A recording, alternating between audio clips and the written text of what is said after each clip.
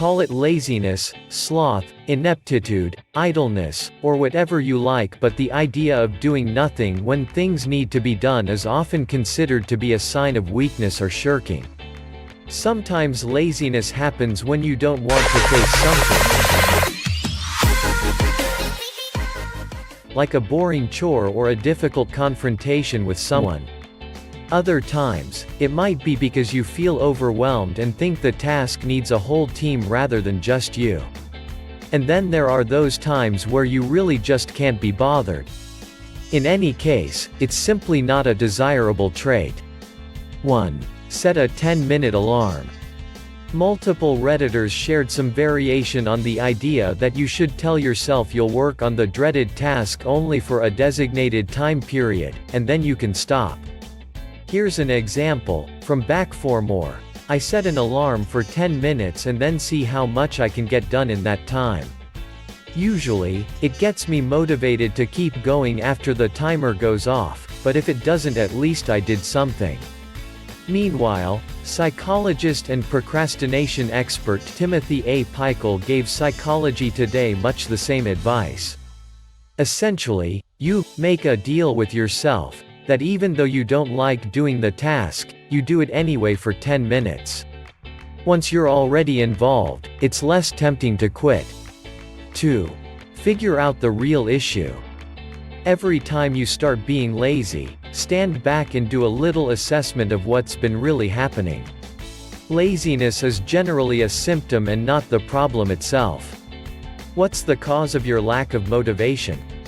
Are you tired, overwhelmed, afraid, hurting, or just plain uninspired and stuck?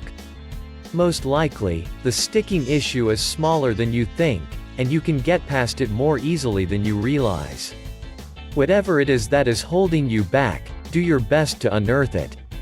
In most cases, it'll be one single specific problem or detail. Finding the cause is the only way you can actually address it. Address it like you want it to happen. Once you address it, you can deal with it effectively. 3. Leave yourself an easy task for the following morning. Here's my big trick. I always try to leave myself something easy to do first thing the next morning.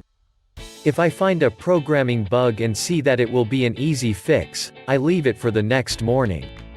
If I need to package up an installer for a new release, leave it for next morning. That way I have something easy to start out with, and I'm less tempted to do something else first. 4. Focus on the actual problem. Now that you're thinking about the cause of your laziness, start focusing on it. It can be tough to break old habits, but look for small steps you can take so you get used to being productive. It may not be the quick fix you were looking for, but it'll be permanent. Consider the following. If you're tired, start devoting some time to relaxing. Everyone needs downtime. If your schedule doesn't allow for it, you may have to make some sacrifices. But your output will be all the better for it. If you're overwhelmed, take a step back. How can you simplify what's on your plate? Can you parse it into sections and make it smaller? Can you make a list of priorities and tackle them one at a time? If you're afraid, what are you afraid of? Obviously this is something you wish you were doing. Are you afraid of reaching your potential? Of finally hitting your goals and being unhappy? How can you see that your fear is irrational? If you're hurting, maybe the only answer is time. Grief, sadness, all those negative emotions won't go away at will. Our wounds need time to heal. Putting less pressure on yourself to stop hurting may be the catalyst for change you seek. If you're uninspired, what can you change about your routine? Can you put yourself in a different environment, or is a mental demon you have to conquer? How can you vamp up everyday life? Think in terms of your senses. Music, food, sights, sounds, etc. 5. Get organized. Having clutter around us, even when it's just visual, can be a huge downer to our motivational skills. Whatever it is that could do for some organization, organize it. Whether it's your desk, your car, your whole house, or your routine, clean her up. There's a lot that's going on in our subconscious that we don't account for. Whether it's an unpleasant color palette or an inadequate amount of light or a lack of balance in some way, shape, or form, somewhere we know about it. Get rid of that tiny but powerful deterrent by getting organized. 6. Monitor that self-talk. Sometimes behaviors cause thoughts and sometimes thoughts cause behavior. Cover your bases and get rid of the negative inner dialogue. Thinking, "God, I'm so lazy. Worthless," isn't going to get you anywhere. So stop it. Only you have control of that ticker tape going on behind your eyes. Every time you find yourself not performing up to par, twist it around to the positive. It was a slow morning, but now it's time to fuel up.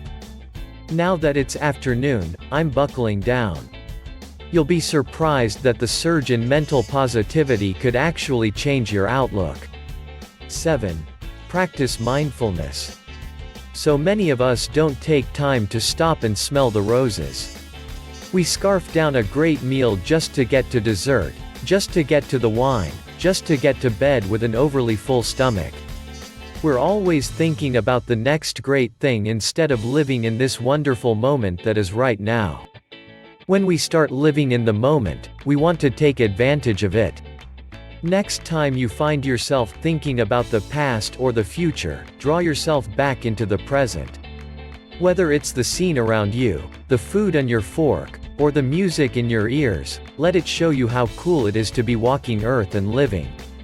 Sometimes stopping and slowing down can give us the energy to take advantage of what we have at our disposal. 8. Savor the times you enjoy working. Unless you're dealing with deeper emotional issues, there are probably some moments when you actually enjoy your work. When that happens, pause if you can, and describe the moment to yourself or let someone else know. Externalizing it can help you remember it later. Intentionally spotting the moments you like your work can also help with those dreaded, "What should I do with my life?" questions. 9. Think of the benefits. Alright, so we got you focused on the present. Now let's focus on a better present. What would happen if you took advantage of right now? What would happen if instead of wasting away the morning in bed you got up and did yoga, finished your work, or cooked a great breakfast?